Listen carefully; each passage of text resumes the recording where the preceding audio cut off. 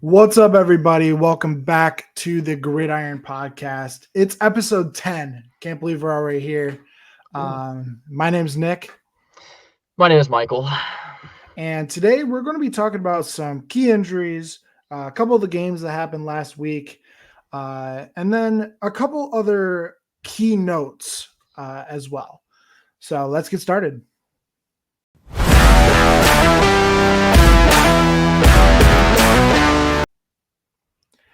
All right, so a couple of the injuries that we could talk about a little bit, starting with Brandon Ayuk, who obviously gets injured last week, and he suffers a torn ACL and MCL.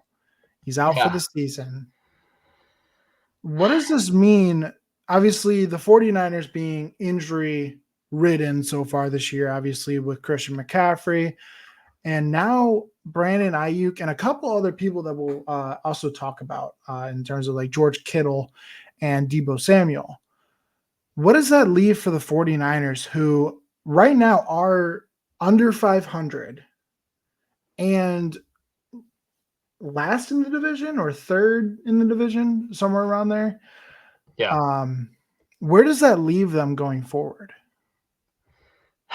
Yeah, I mean, if you're a Niners fan, this is just a bad situation for this year at least. I think that this loss, I mean, we'll talk about it later. I mean, it was a bad loss. I mean, but on top of that, you also lose Brandon Ayuk for the year, which, when I looked at it, I was like, oh, that's a bad knee injury, but I didn't realize it was that bad. Right. The Niners are already beat up. They're already losing games that they really shouldn't. Yeah, this is just a bad situation for the 49ers this year. I'll ask you this question because I'm going to say this. It really drops my odds for them to make it to the Super Bowl now. Yeah, I think going into this year, I didn't have the odds of the 49ers being that high in terms of the Super Bowl. I think the Lions kind of blew it last year. I think realistically, the Lions should have been in the Super Bowl last year, barring some key drops from Josh Reynolds, key fourth downs that they didn't convert, and just kind of blowing the lead. But even like now with these injuries, like you said, the odds are getting slimmer and slimmer for the 49ers. I think even to make the playoffs, because I know you saw this. If the season ended today, all four NFC North teams will be in the playoffs. Yeah. So it's making the odds very slim for the 49ers to make it into the playoffs and even into the Super Bowl. Yeah. I think another injury we can talk about here is we'll talk about quarterbacks, just for the time being. We'll talk about Tua. We saw that he potentially might be back I don't know if it's this week or the next week, but we did see that he was in practice, right? Yeah, Without what was it? Without the without the helmet, Guardian helmet. helmet. Yeah.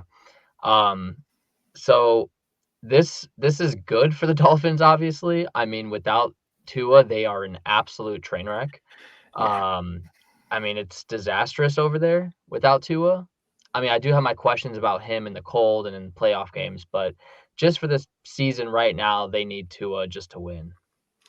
Yeah, I think it bars well for the Dolphins, obviously having Tua back. But during that stretch, even without Tua, their defense was not very good. So I don't think just because you're bringing Tua back, I don't think it's going to make a huge difference for them. Obviously, with it being his third concussion just in the NFL alone, him not wearing a Guardian helmet, even though the Dolphins requested him to, uh, that leaves me to question a lot of things for Tua. Obviously, CTE could play a factor in it, or it could just be him being like, "I'm okay, I'm going to get through this." But one Yeah, wrong hit, coming right. off of a concussion, could lead to bigger Worse. injuries. Yeah. You brought up a point which just made me think. This this stretch without Tua, the defense you just said was not great by any means. Does this lead to like questions about Coach McDaniels, do you think? I don't think it leads to questions on Coach McDaniels. It Because might. there were things I've read that was like, does this question his coaching ability without Tua in his pocket? His play calling's kind of been awful as well. I mean, it's kind Yeah. of been obviously it's a whole different game plan when you don't have like your key players out there. Obviously, you're starting QB, that's everything. But I mean, it should be a little bit better than this, in my opinion. I mean, they are just getting blown out. Yeah, I don't think it is questions on Coach McDaniels. I think um obviously the play calling was a lot different without Tua, as you mentioned, but I think it also falls on the defensive coordinator Yeah, a because little bit. the play calling, yes, is Coach McDaniels because he's the one making the play calls. It's not the offensive coordinator, it's him. And then the defensive coordinator, he's the one that's making the defensive calls. And something's not working in Miami. Um, Yeah, is it Coach McDaniels solely? No.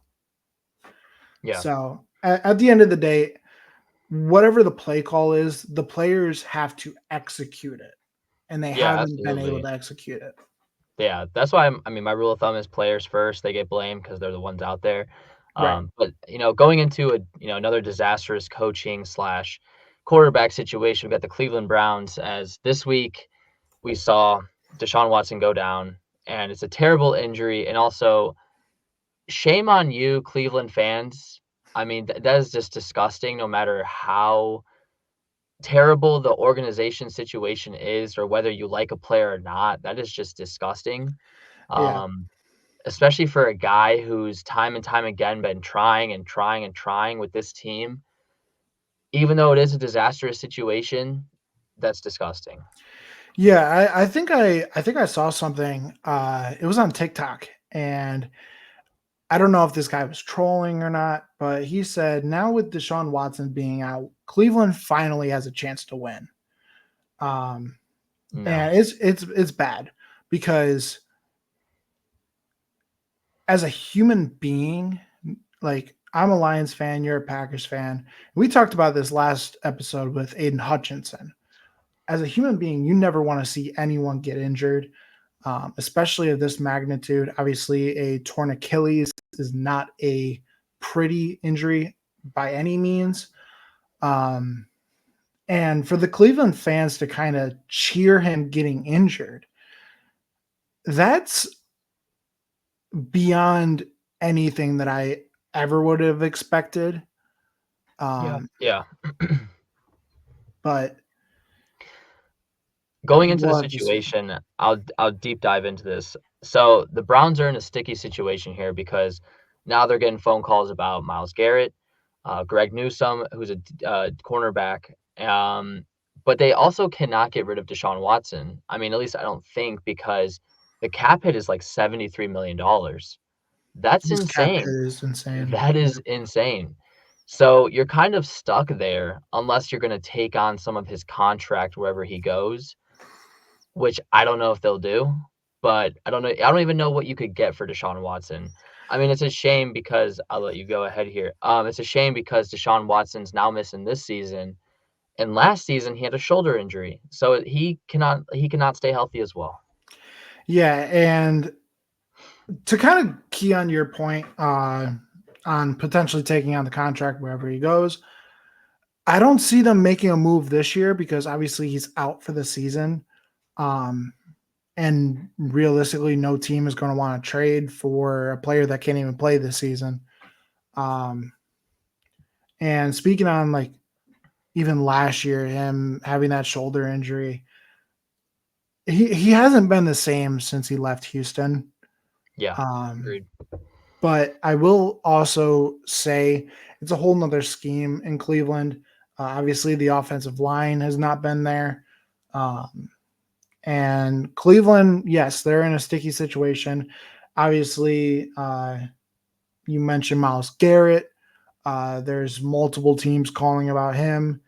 So we'll have to see going forward what Cleveland actually decides to do. Obviously, they did get Nick Chubb back. Yeah. So that is a big gain. Um, but we'll have to see what they do with Watson, Garrett, and even if they utilize Chubb because they really didn't utilize him last week. So Yeah. I think the next team was Monday Night Football, Buccaneers. I mean, they got okay. Don't the score fool you, but 2 garbage touchdowns, but also 2 big injuries. Mike Evans and Chris Godwin. Mike Evans' injury, I mean, it was crazy because I thought he had a touchdown in the back of the end zone, but he dropped it unfortunately. And what was his hamstring? He pulled his hamstring. yeah, Yeah. So he there goes Mike Evans. But then here's the other injury that, just really blew my mind. Chris Godwin. The reason being is because it was like fourth quarter. I think it was like 3 minutes, if not under that. I It's think it was garbage like time. 2.5 minutes or something like that. Yeah, it was garbage time and totally the game was out of reach. In my opinion, it's like, yeah, I guess you throw your starters out there just to, like, say you're trying. But I mean, you're gonna risk something like that. Now Chris Godwin's out. So what do the Buccaneers do?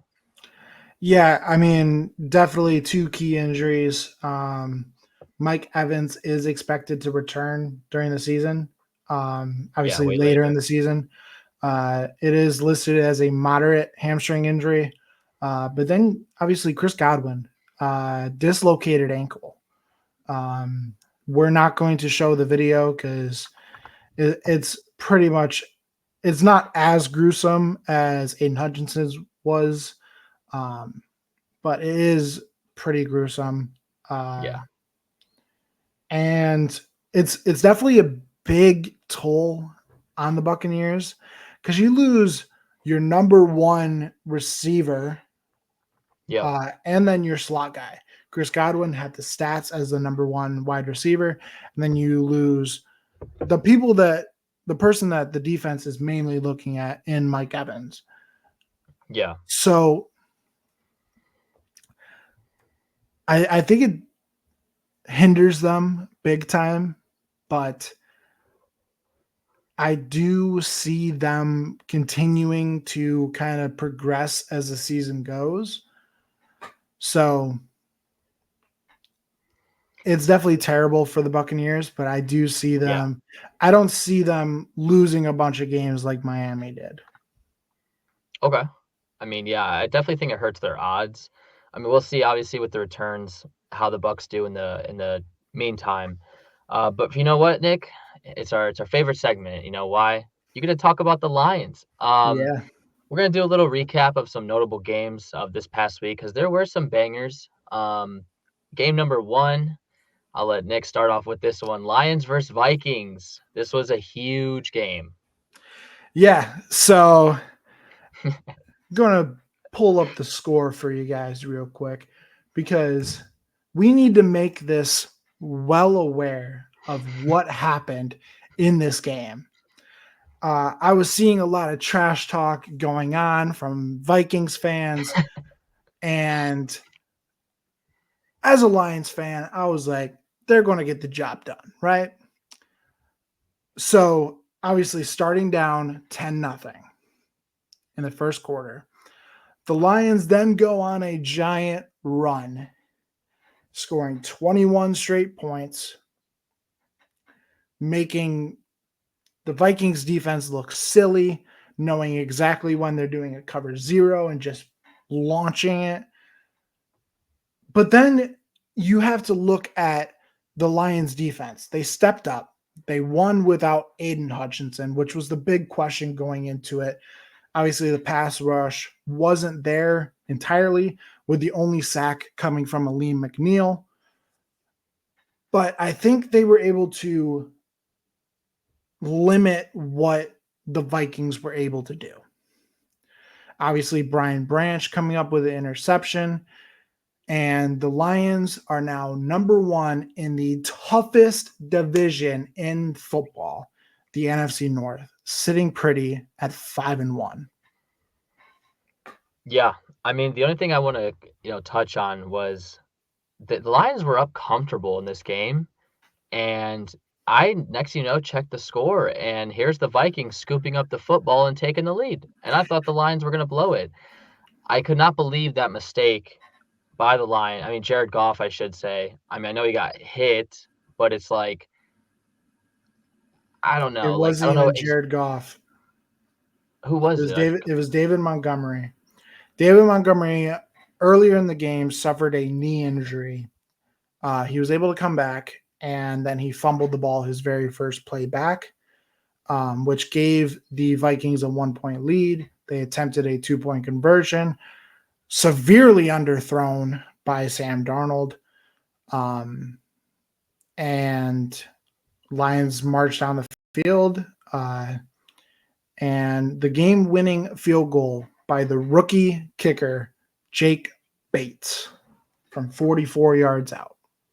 Yeah, last thing I want to say about this game is the fact that Goff was able to do this. The fact he was able to march down the field with very little time left, obviously set up his kicker for the field goal.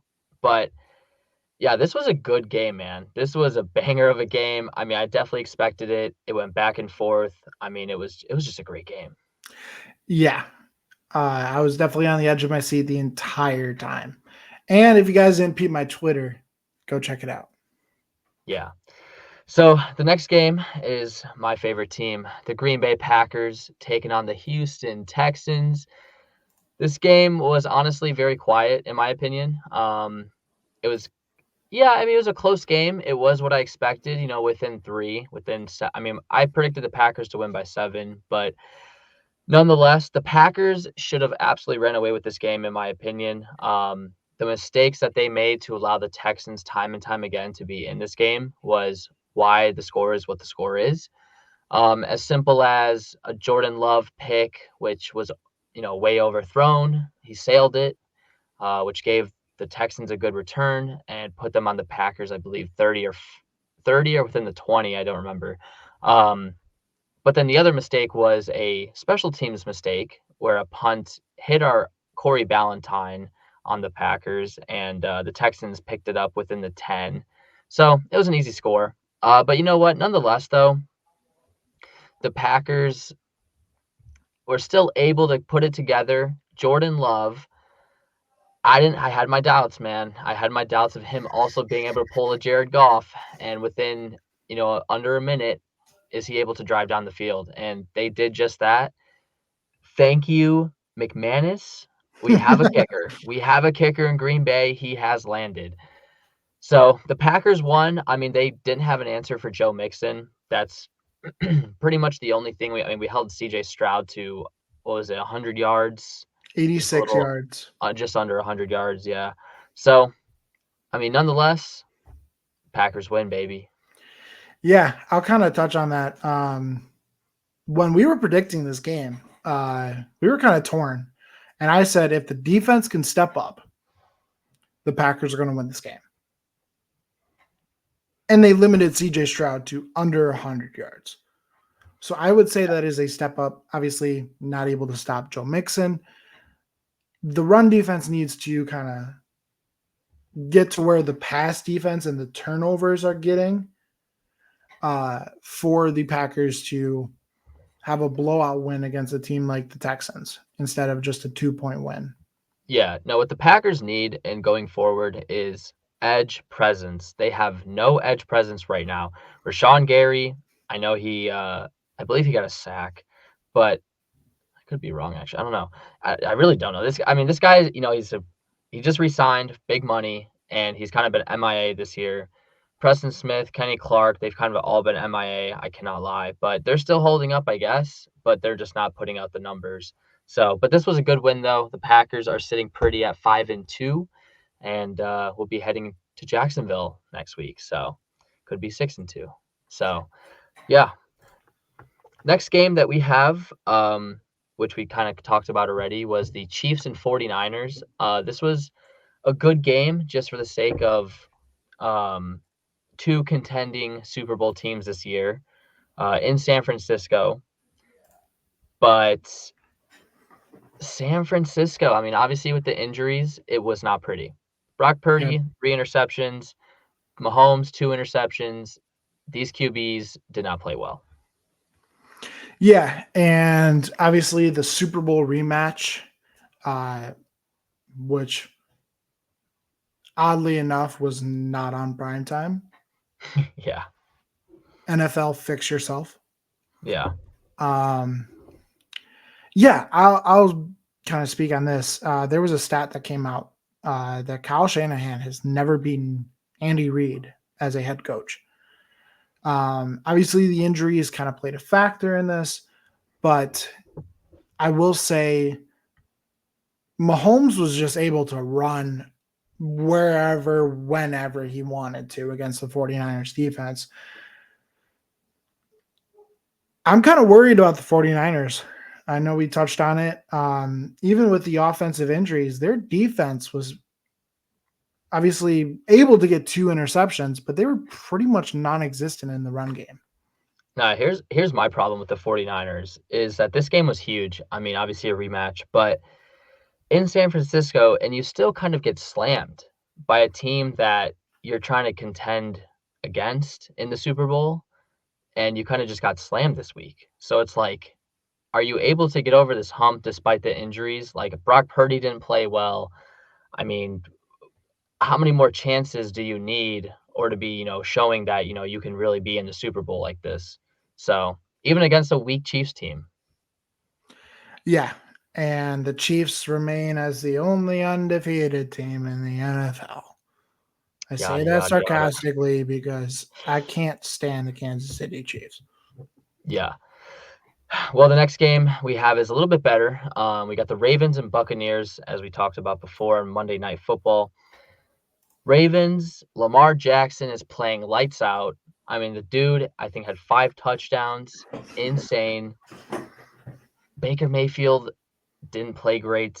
I mean, the Ravens they're hot. Ever since losing their first 2, 5 in a row, they've beaten some good teams like the Bills, the Commanders, now the Bucks. Yeah, I mean, they're playing some good football. Yeah. And obviously, I keep mentioning the 1-2 punch in Lamar Jackson and Derrick Henry. Yeah, Derrick Henry was able to have 15 carries for 169 yards. And one of these runs, he was just able to casually get a good 40 yards. And yeah. This Buccaneers secondary is terrible. I mean, I know luckily they have a decent offense to kind of put themselves in games, but they're not going to win games like this if their defense cannot step up. I mean, yeah, giving up the huge play, 60 yards to Bateman when Lamar's outside the pocket, a touchdown to, was it Bateman? I think it was Bateman again. But I mean, nonetheless, this Buccaneers secondary has to step up. There has to be some playmaking ability just, to cover. I mean, I don't know. I'm watching this game and it's like Lamar just got everything he wanted to. yeah. And he now sits in third for most 5 touchdown games in NFL history. And he's That's only crazy. started in 86 games compared to the top 2 that were in the 500s. That's So, crazy. This next game, it may not be surprising to many, but we have the Eagles and Giants. Just solely want to talk about, I don't even care about the Eagles. I'm going to talk about Daniel Jones because holy cow. I think I read a stat that it was like Daniel Jones hasn't thrown a touchdown in the Giant Stadium. yeah. I swear I've seen that. And Mhm. I could not believe that when I saw that. $160 million. Are you kidding me? Yeah, and obviously it was the homecoming for Saquon Barkley. who Yeah. had an insane game, 17 carries, 176 yards, and one TD. Daniel Jones was 14 for 21 and 99 yards with no touchdowns. He we When do you talk about week after week who is the worst quarterback in the NFL. We've mentioned Oh Bryce my god. Young. We've mentioned Will Will Levis. Levis. We have yet to mention Daniel Jones, and this man is terrible. Nah, he's actually scammed us, Nick. I mean, he's given us, like, a couple good games where it's like, I mean, there's some glances, but now we're 3? 3? That's it? Not even 100 yards? I mean, come on, man.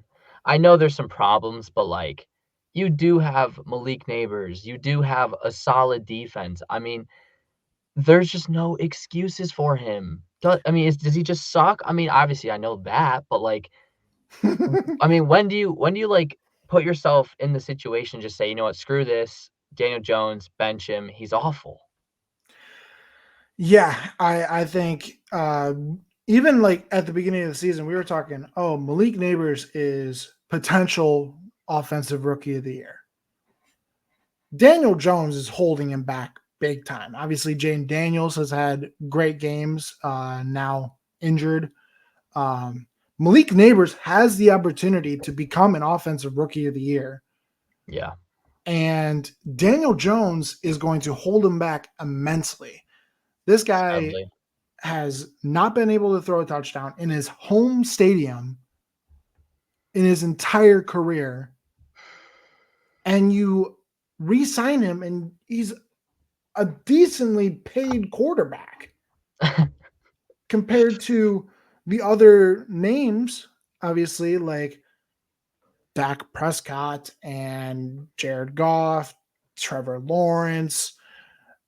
He's a decently paid quarterback. No, yeah, 40 million just to do that? Come on, Right. dude. It's like, come on. Yeah. So if you're a Giants fan, feel bad for you. I mean, I don't know what other answer you have or what this organization is gonna do, because 'cause you're not going anywhere this season with Daniel Jones. Maybe you just draft a quarterback, I don't know. Um, but, Nick, I think that'll do it for the recap. I think we'll go into next week's schedule. We didn't do that last week, so I Yep. think we'll do it this week and give our takes. Yes. So the first game is the Vikings taking on the Rams. Potential Cooper Cup coming back. They open up Puka Nakua. I still have the Vikings though. I think No, the yeah, Vikings. Vikings coming off a close loss to the Lions. I think they're out for blood, and the Rams still not fully healthy. I'll take the Vikings. I agree with you. The next game is your Green Bay Packers taking on Jacksonville Jaguars. Give me the Packers. My Green Bay Packers. Yeah, I think we'll crush this secondary. Give me the Packers. But wait, T-Law is one of the best quarterbacks in the league. Saw it on Twitter, folks. The next game, potential Tua Tagovailoa return against the Cardinals. Eh, Give me the Cardinals. I mean, if Tua plays, give me the Cardinals. I'll take the Cardinals too. And then probably the most anticlimactic game, the Jets taking on the Woo! Patriots. I think the Jets need a win here. Yeah, absolutely. They have Devontae Adams, who there's a significant stat out there that's pretty crazy. Um, yeah, I'll take Give me Jets. the Jets. Yeah, The next one is Ravens versus Browns. I think there's no question. Give me the Ravens. next game. Eagles versus Bengals. Ooh, I'll let you go first. This one's interesting. I think if we have a good game out of Joe Burrow, um, which has been 50-50 so far this year, I think the Eagles have a great offense. Besides for obviously Devonta Smith getting one catch for -2 yards last week. Thank you, by the way. He's on my fantasy team. Um, Luckily, I had a bye week, but I'll take I'll take the Eagles just because I think their run game is a little better.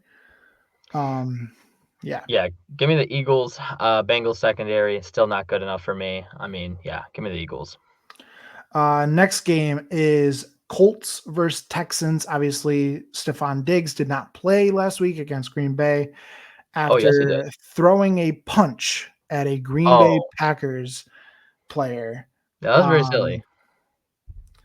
and he's coming back against the Colts, who I think potentially are going to play Anthony Richardson.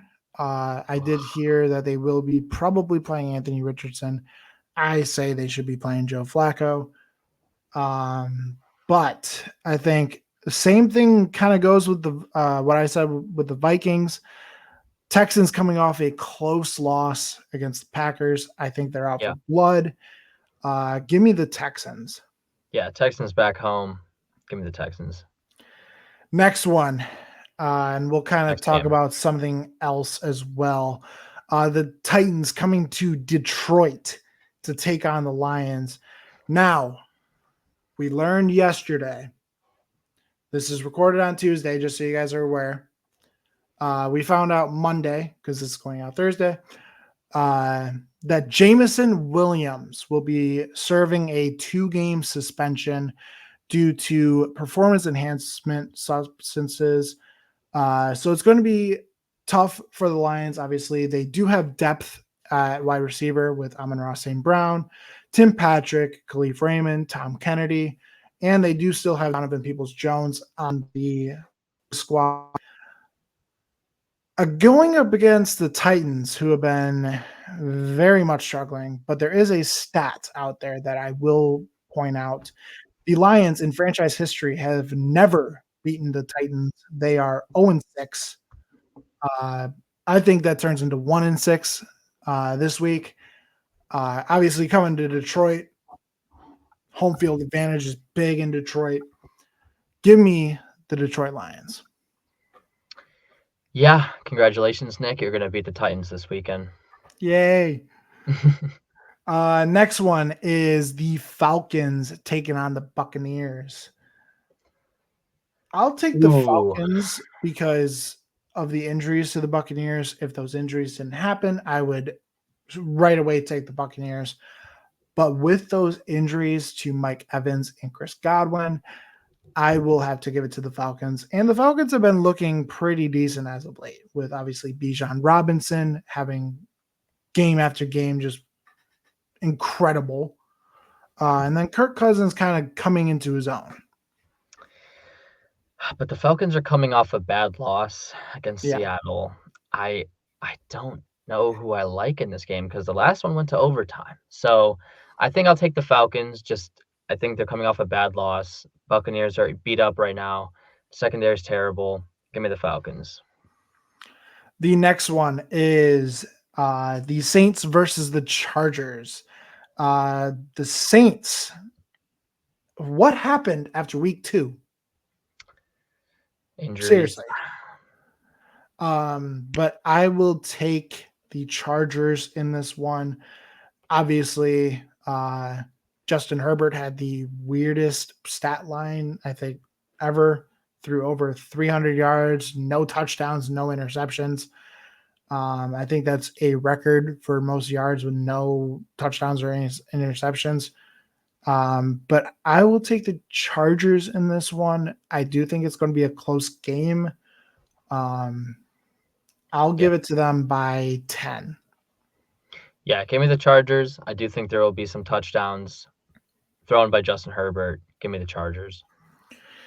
The next game is the Bills going to Seattle to take on the Seahawks. Give me the Bills. Okay. I like Seattle. I think West Coast game. I mean, just something about the traveling to the West Coast. Always interesting games. Yeah, give me the Seahawks at home. The next game I think is going to be a very interesting game. You have now fourth place in the NFC North, the Chicago Bears, taking on the Washington Commanders without Jaden Daniels. Give me the Bears. Yeah, give me the Bears. I mean, depending on Jaden Daniels, obviously, but this is sad because I wanted to see that Caleb Williams versus Jaden Daniels. Obviously, defenses are different, but I mean, I just wanted to see that matchup. It would have been nice. But yeah, give me the Bears. Yeah.